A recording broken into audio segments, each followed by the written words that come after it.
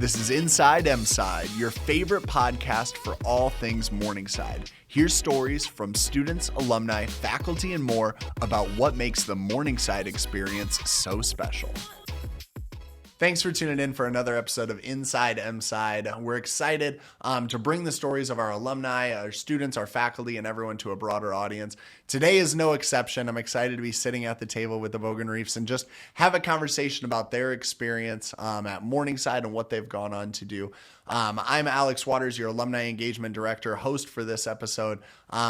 Please introduce yourself. Chris, I'll start with you. Yeah, Chris Bogenrief, graduate of 1994.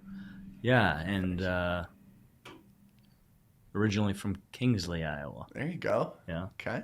I'm Joy Bogenrief. I am a graduate of Morningside from 95, and I graduated with an elementary education and early childhood degree. Okay, there you go. And I was going to ask Chris, what was your major back in the day? I was a business major, but actually I came and I was corporate comm. That was a brand new major at that time. Yeah. Because I wanted to do mass comm with a business minor, Yeah. and it was only a few extra classes to get the corporate communications major.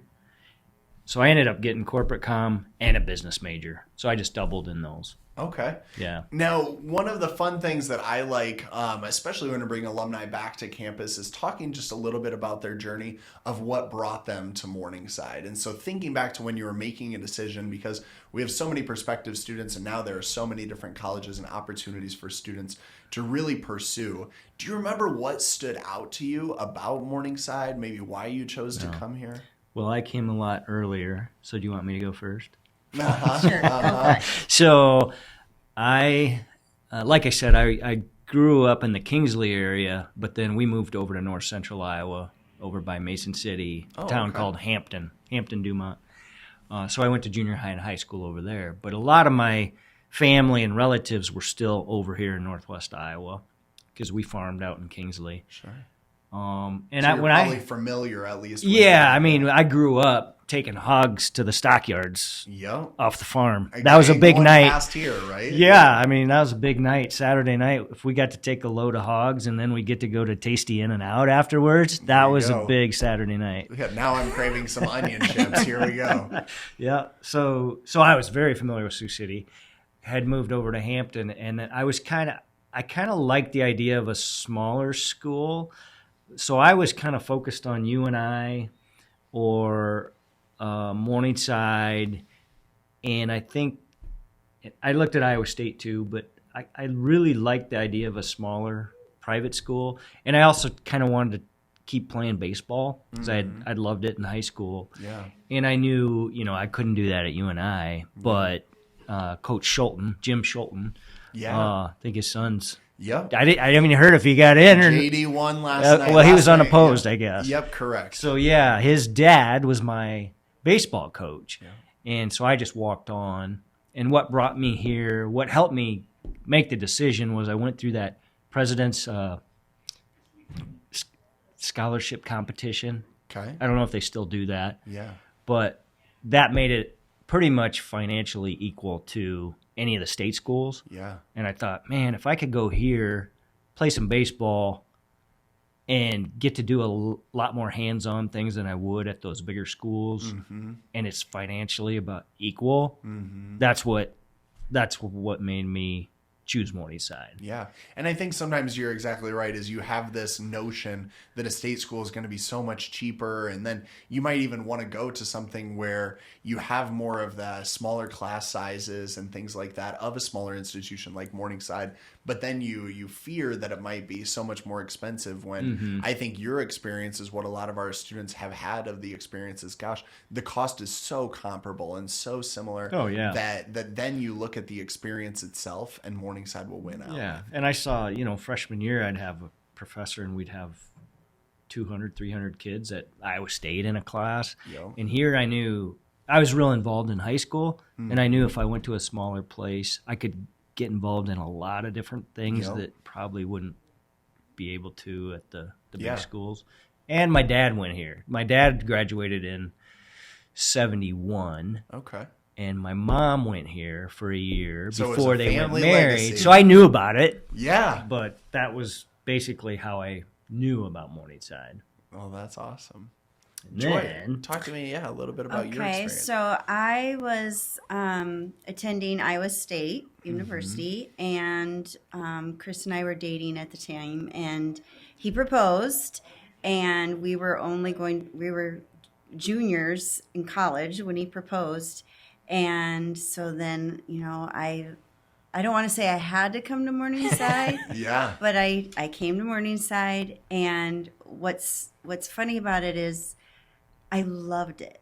I thought Iowa State was too big for my own personal preference. So coming to Morningside was just like I felt at home, and they took all my credits as a transfer, which, like I said, I was a junior by then. So for them to take those credits, it was harder back then. They wouldn't accept, a lot of colleges wouldn't accept your credits if you transferred. So I think nowadays the colleges work so much better for those students that are transferring in. So we lived in married housing in the basement of Dimmitt our senior year. And with a lot of international students, athletes. yeah, it wasn't necessarily married. All married. Yeah, housing. right. There's a mix. Right. Yeah. But it was perfect. It was all we needed. And I really have enjoyed, being a part of it now that I've, For since sure. 95. Yeah. And so you had 2 years at Morningside? Is that what you did your junior year and then your I senior year? did do an extra year Yeah. just because I decided to double major in the early childhood, which, not many colleges even offered that as a major back then. So. Yeah.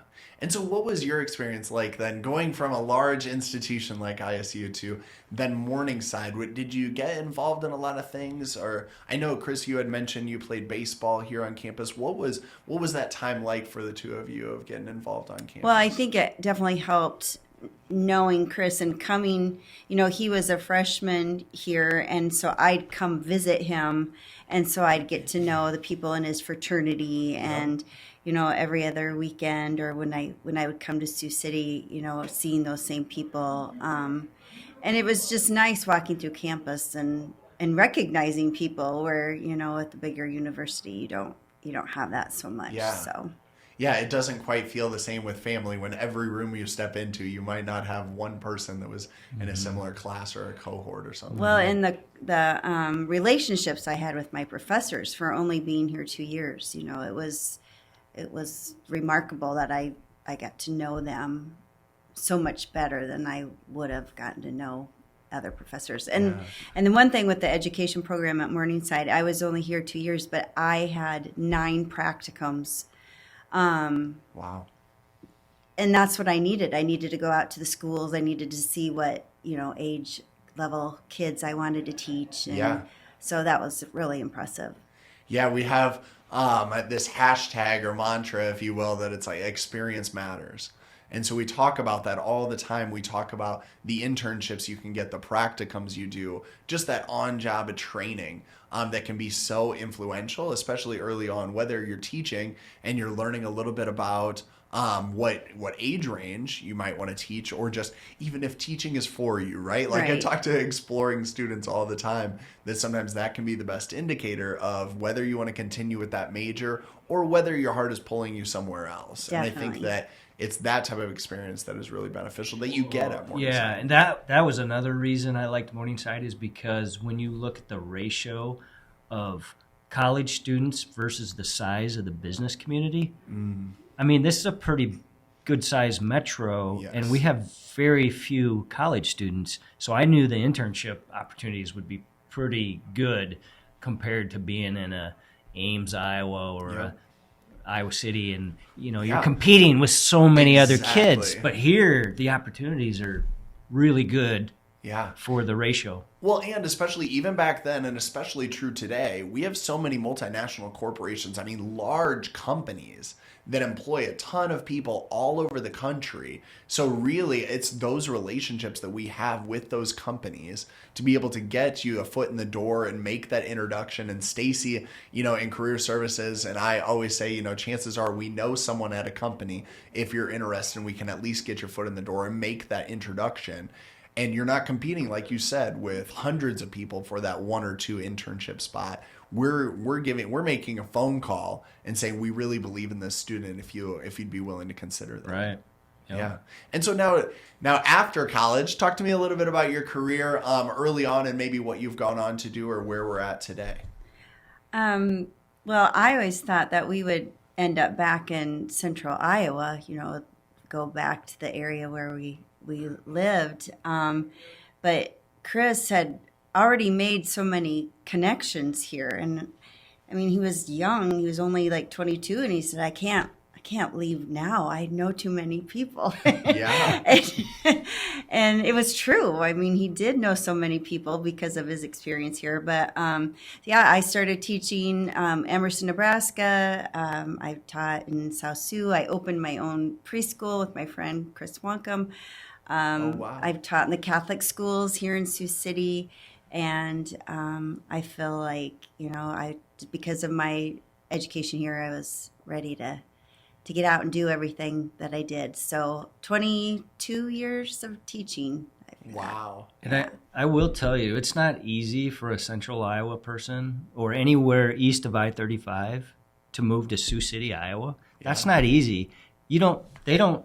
I didn't even know. They don't even know where Sioux City is. When he said he was going to college in Morningside, I had no idea. Can you find Sioux City on the map? Yeah, this is like a cow town out west to these people east of I-35. Oh, I have a number of meetings in Des Moines, and I always remind them, Sioux City is the 4th largest city in Iowa. Right. We are out on the west coast, if you will. Exactly. So it took her a while to understand why I liked it. Yeah. Because it's foreign to... Well, and it's very similar to what you said about Morningside, right? Is that it's that good size, it's that family feel, you're going to get a rich experience, you're going to meet and know people. And in that same way, I think that that's almost Sioux City, right? It's a large enough place where you can really thrive in whatever career you choose to go into, but it's intimate enough that you know people and you can connect with them or network with them or see them at church or at fundraisers or what have you. Yeah. It's still got the small town feel.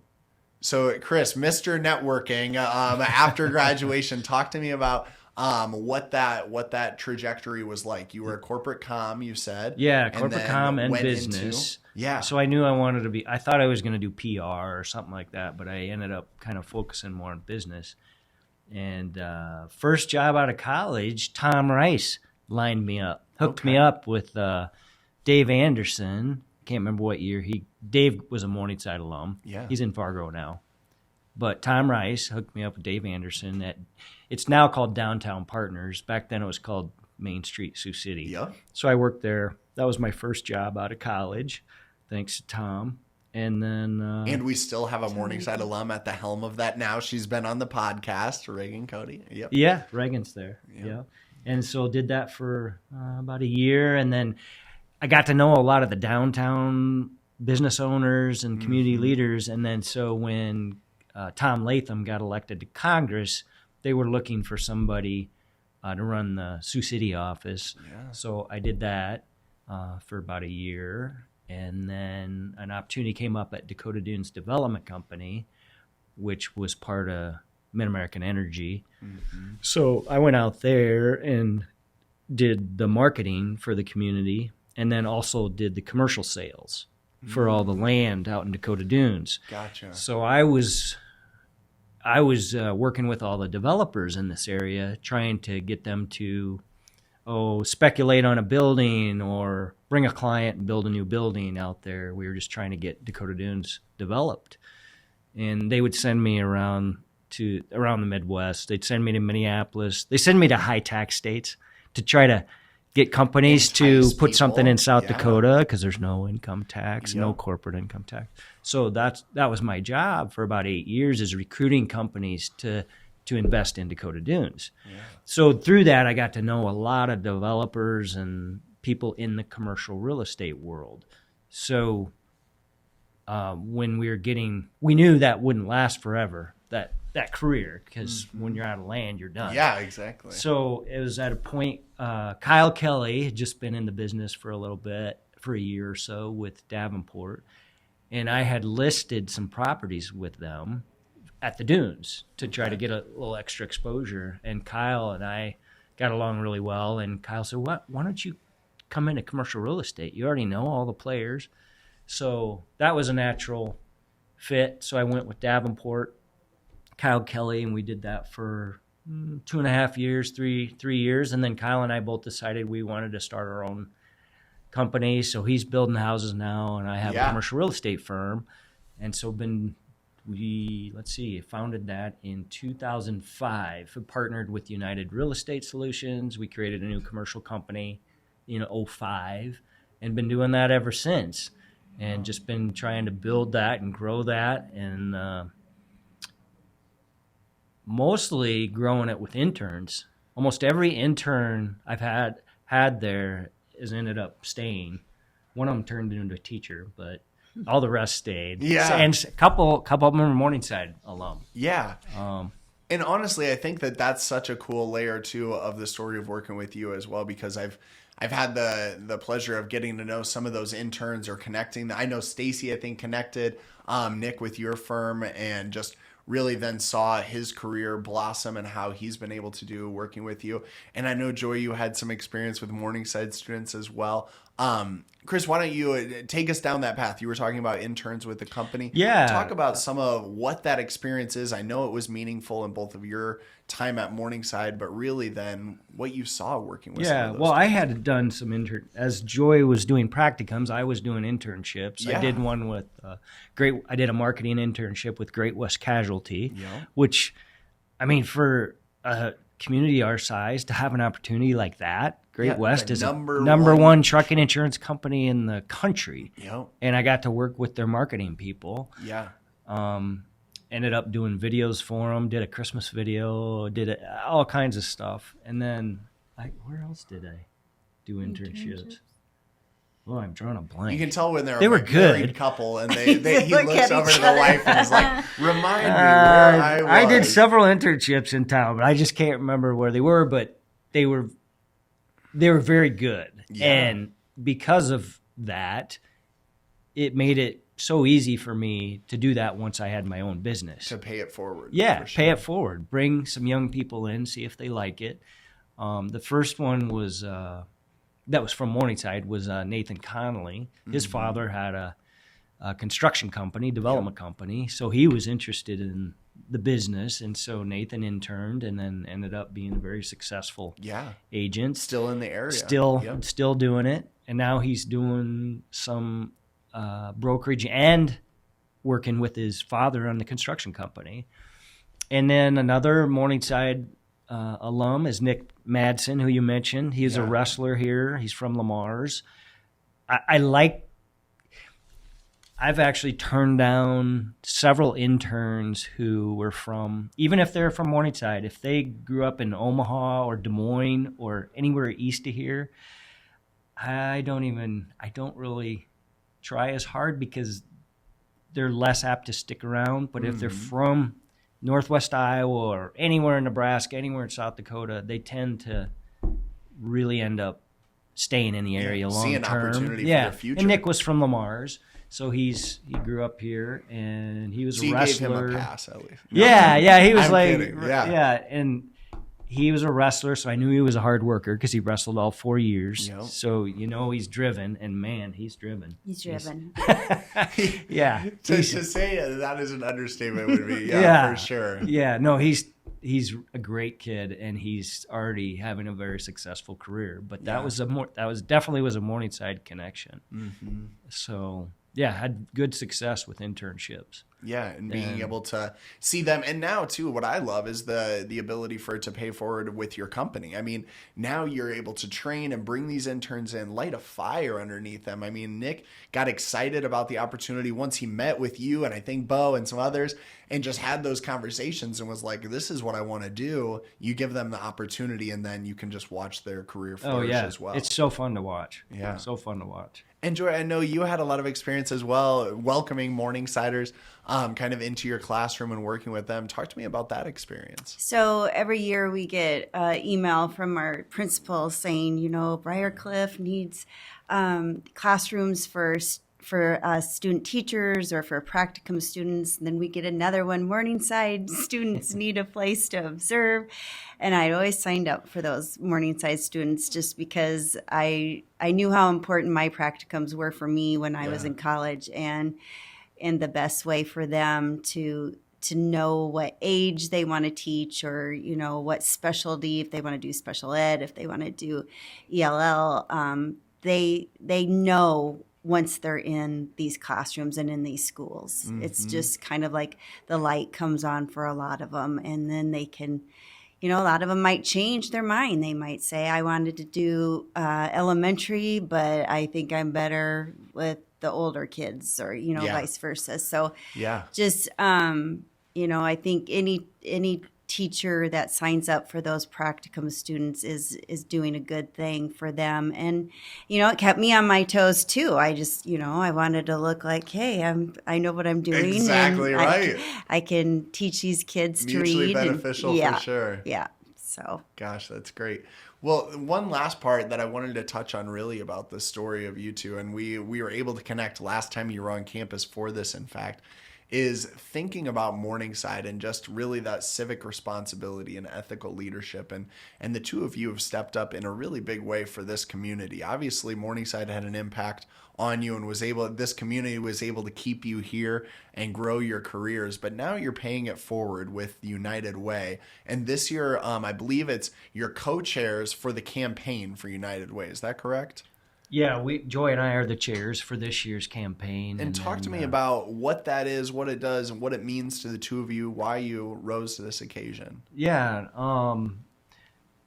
so I don't remember. Oh, it was the Lapkeys. Yeah, they had chaired before us. Yeah. And Jeff and Pam. Jeff was president of Central Bank. Yep. And we knew them pretty well, and they approached us and just said, hey, would you consider doing this? And we knew it was a big time commitment, but like you said, you feel like we need to give back to the community. And if some of our relationships we've built over these years can help United Way, we should offer that. Mm-hmm. So we decided to do that, and it's been a great experience. In fact, in 10 minutes we have a campaign call, so we'll have to jump on a Zoom call in the car here in a little bit. But it was one way for us to leverage our network that we've built over a lot of years here in this community and try to help United Way with their big fundraiser, which is over $3 million a year that goes to over 33 different agencies in town. You don't even realize how much impact those funds have on people who need help in this community. And it's I really like it because it's a very good organization. So your dollars are going to the most needed programs in the city. Yep. And you don't have to think, you don't have to decide which charities to give to. You basically give to United Way, and then it's going to get to the right places. Where there's need. Yeah, it's an easy way to give. And United Way is a really good organization that's been around for 101 years. Yeah. In Siouxland. Yeah, it's very impressive. And I really thank and commend the two of you for being willing to answer that call and do this for the community. I might have said the last thing, but I'm going to add one more thing. We actually just came from a luncheon that the two of you were participating in. And so you're looking at the opportunity to not only give back to the community, but give back to Morningside. Joy, can you talk just a little bit about the scholarship luncheon, why you felt compelled to the two of you to give back to Morningside? We've kind of had a narrative of this podcast of paying it forward.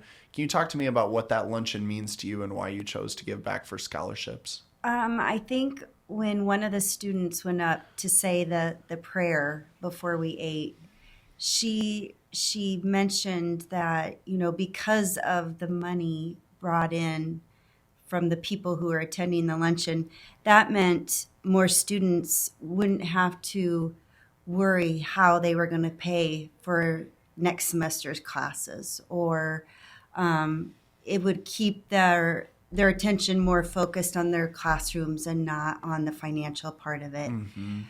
We were those students back then. I mean, we came from, lower socioeconomic status, and we were those students that had to work really hard. Yeah.